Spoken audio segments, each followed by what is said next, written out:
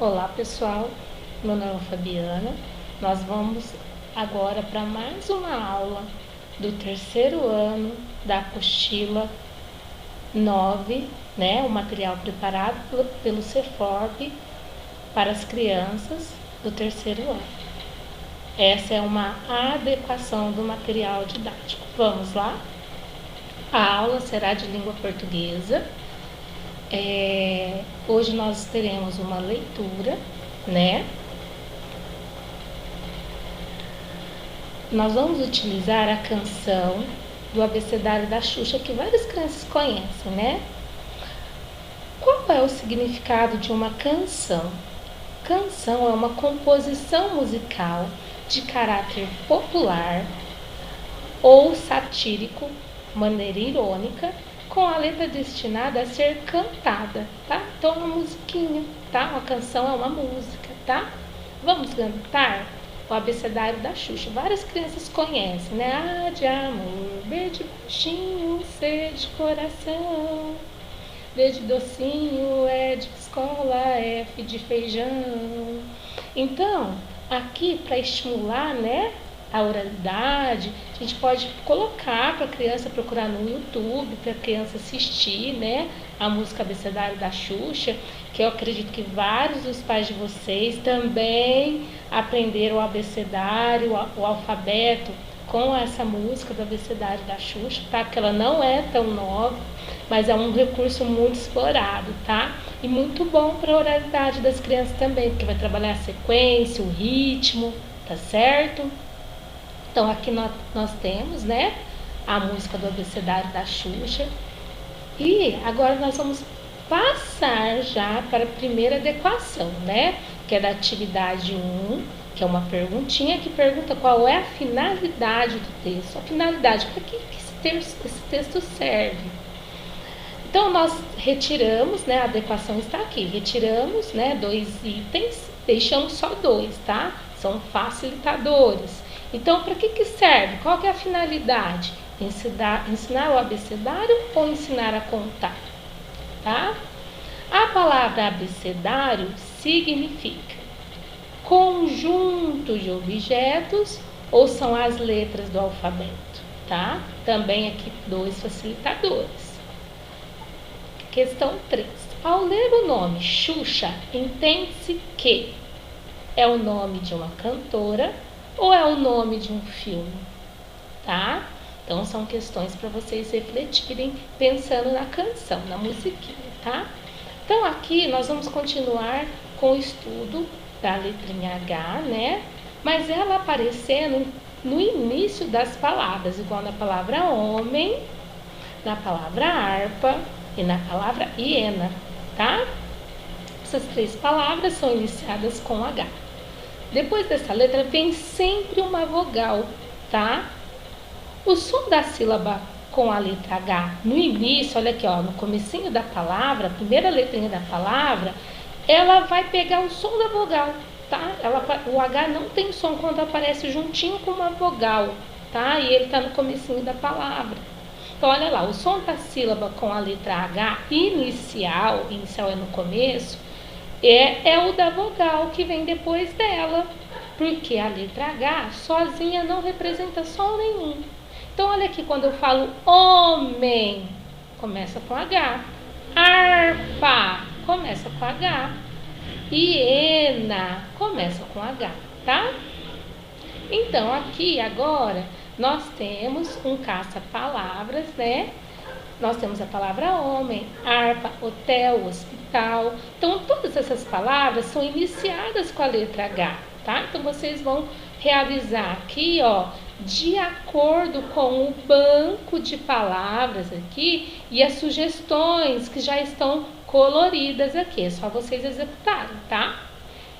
Então, aqui nós exploramos as pistas visuais mais uma vez, que são as cores. Agora, use as palavras encontradas para preencher as frases. Então, nós vamos pegar as palavras aqui coloridas e preencher de acordo com a cor. Vamos fazer o exemplo A, né? Então, ó a cor que é aqui, verdinha. Era uma apresentadora famosa. Quem era uma apresentadora famosa? Aqui, ó, tá de verdinho, é a Hebe. Então, eu venho aqui e escrevo Hebe, tá?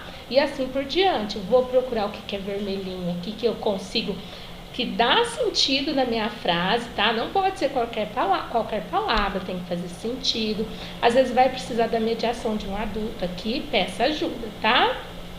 Então, todas essas aqui vão explorar as pistas visuais. Agora aqui vai explorar a pontuação, né? Leia os versos abaixo. Verso 1. X, o que é? Verso 2. Vamos aprender? Verso 3. E zum, zum, zum. Pinte de vermelho os sinais que estão no final de cada verso. Então, aqui nós temos esse sinalzinho, que parece um cabinho de guarda-chuva. Aqui nós temos o ponto de exclamação, que parece o I de ponta cabeça. E aqui a reticências, que são os 3 pontinhos, tá? Então, são os sinais de pontuação. Pontinho de pergunta, que é o ponto de interrogação, ponto de exclamação e reticências, tá? Então, aqui pede para pintar de vermelho. Então, aqui, ó, o ponto de interrogação, você pode até já pintar de verde, né? Quando você achar nas frases. O verso 2 está mostrando sentimentos ou emoção, é o ponto de exclamação. E o verso 3 sugere a ideia ou a dúvida que não foi concluída. Suspensão do pensamento com o sinal da reticências, tá? Então, olha aqui. Aqui, ó, nós fizemos pistas visuais para indicar ponto final, vermelho, 2 pontos de amarelinho. O travessão, que eu vou usar quando alguém começa a falar, tá meio rosadinho, meio roxinho. E esse meio alaranjado é a vírgula, né? Tem o ponto e vírgula, tem parênteses também. Isso tudo são sinais de pontuação, tá? Então, aqui, ó, aqui nós fizemos, apareceu cada pontinho de pontuação, né? Cada sinal de pontuação, quer dizer, cada sinalzinho apareceu aqui. E aqui, ó, o vermelhinho indica a frase que terminou. Então, se você tá com dúvida, volta lá. Quando termina a frase, olha lá, eu vou usar o ponto final, ele tá de vermelhinho aqui. Então, eu venho aqui e preencho, tá? Então, observem que lá em cima apareceram as pistas visuais no nome da pontuação, né? E aqui vocês vão preencher só com o nome de cada um deles, tá? Então, ó, é só para fazer isso, só voltar lá em cima no texto e organizar. Agora aqui, ó, pontue o texto corretamente. Então, aqui, ó, cada sinalzinho apareceu usando uma pista visual. Vamos fazer a primeira frase. Lúcia, olha a corzinha azul, o que a gente vai colocar? A vírgula. Lúcia, vírgula. Joana e Esther conversavam em voz alta na rua. O vermelhinho significa o quê? Que eu tenho que colocar um pontinho final. O ponto final vai aqui, tá? Então, eu vou colocando o sinal da pontuação e organizando na minha frase. E assim por diante, tá? Cada cor significa que você vai usar um sinal. Agora, nós vamos passar para as atividades de matemática, tá? Então, ó, uma caixa com 100 unidades, né? Uma caixa com pacote com 10 canetas e uma caneta só, tá? Eduardo comprou uma caixa, 2 pacotes e 4 canetas. Veja o número total de canetas que ele comprou representado com o material dourado. Então, a plaquinha com 100 é o conjunto de 100 canetas. 2 pacotes de caneta, cada um com 10. Aqui é um pacote de caneta, aqui é outro pacote de caneta. E aqui essa unidade aqui, ó, essa quantidade aqui. O número total de canetas que Eduardo comprou é 124, tá? Decomposição do número 124 é o 100 mais 20 mais 4. Como que eu leio isso? 124, tá? Então, esse tipo de material é muito usual para as crianças, tá? Ele já é usual, é da prática deles, é algo que eles já estão bem familiarizados. Então, sempre comentar com eles, olha a casinha da unidade é de 1 em 1, da dezena grupinho de 10, a centena o grupo com 100, tá? Que é a placa. Esse aqui a gente chama de barrinha e esse aqui de cubinho, tá? Então, o 124, ele é composto por 3 algarismos, ó. O 1, que fica na casa da centena, o 2, que fica na casa da dezena, e o 4, que são as unidades, que moram na casinha da unidade. Mas aqui, ó, é o seguinte, esse 4, ele vale 4 mesmo, 4 unidades, né? Eu vou contar de 1 em 1. Esse 2 que mora aqui, ele conta com o grupinho de 10, então é 10, 20, certo? E a placa de 100 é uma só, que vale o número 100, tá? Então, olha aqui, 100 unidades é igual a uma centena, que é igual a 100, tá? Então, ó, unidades, dezenas e centenas formam as classes das unidades simples. Então, olha aqui o quadro, tá? Classe das unidades simples.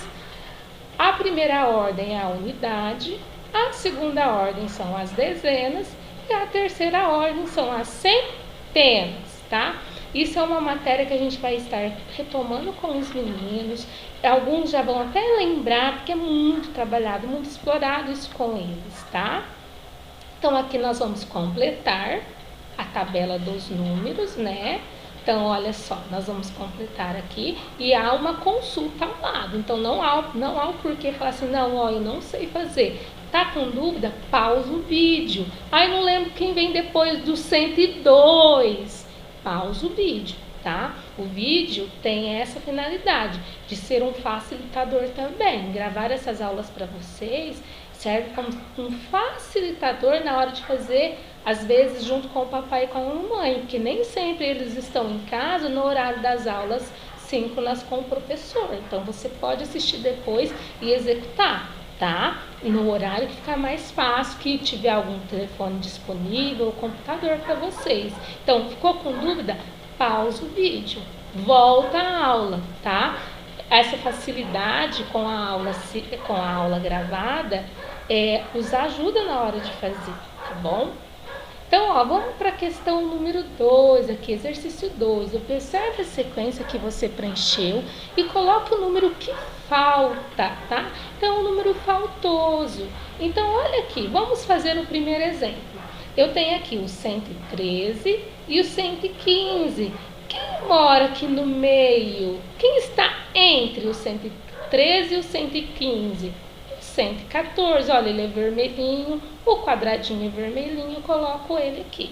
E assim por diante, eu vou associando a cor com o número que eu preciso completar, tá? Então, como essas pistas visuais nós temos explorado bastante, vocês já conseguem ter uma certa autonomia em relacionar, porque quem faz o material adequado já está acostumado com esse tipo com essa prática, né, que nós colocamos em todo o material, tá?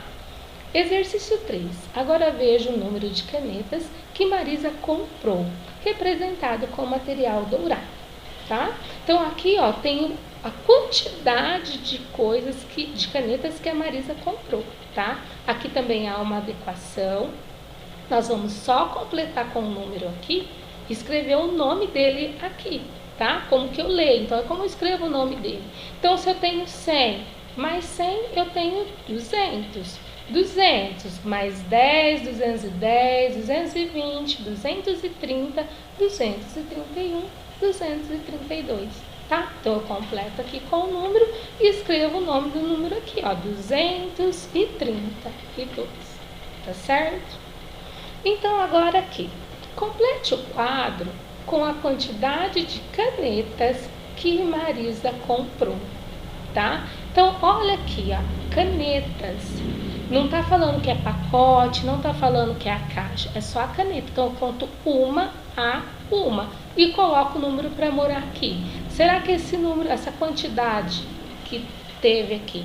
É unidade, é dezena ou é centena?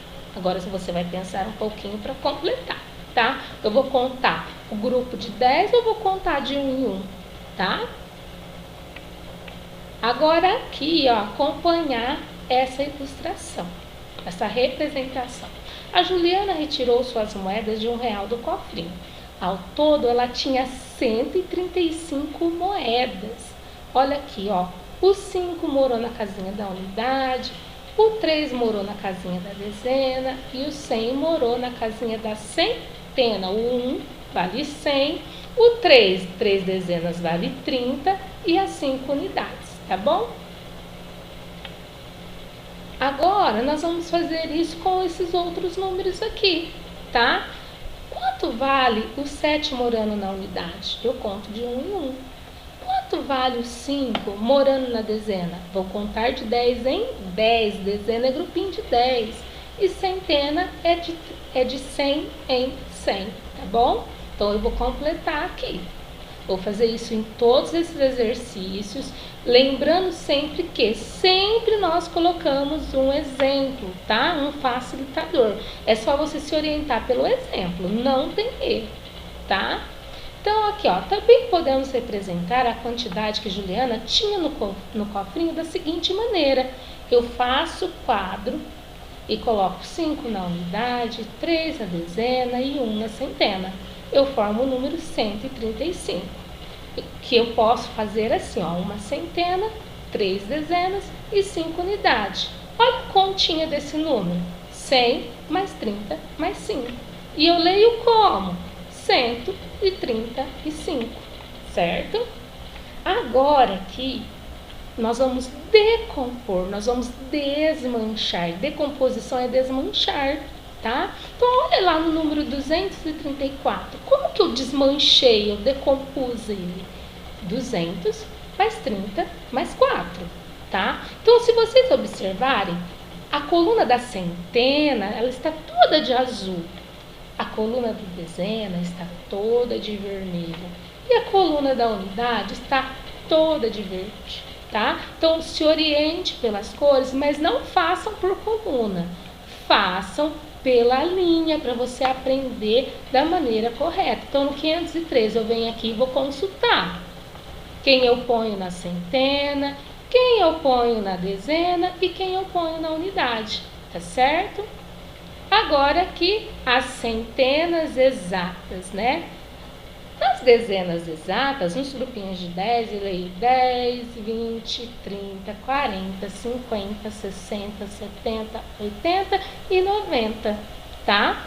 São chamadas de exatas, dezenas exatas, porque a unidade, ó, quem mora na unidade é um zero.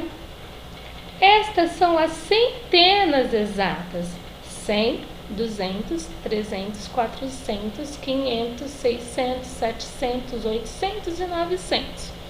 Observe que na ordem da unidade e na ordem da dezena tem o zero. Então, a casinha da unidade e a casinha da dezena é preenchido com zero quando eu tenho o número na centena, tá? Se ela for exata, são os zeros, tá bom? Encontre no caça-palavras o nome das dezenas exatas. Então, observem pelas cores, tá? E façam a pintura desse caça-palavras. E aqui começa a tarefa. A tarefa eu não vou explicar, como eu sempre digo, a tarefa, ela são os mesmos exercícios que vocês fizeram durante a aula, vocês precisam executar na tarefa. Então, tá com dúvida? Volta na aula referência, volta na aula do professor do AEE, porque tem um exemplo sempre de cada exercício proposto na tarefa, na atividade de sala de aula, tá? Então, essa é a nossa aula de hoje, nós ficamos por aqui. Um beijo grande e até a próxima. Se cuidem e fiquem com Deus. Beijo!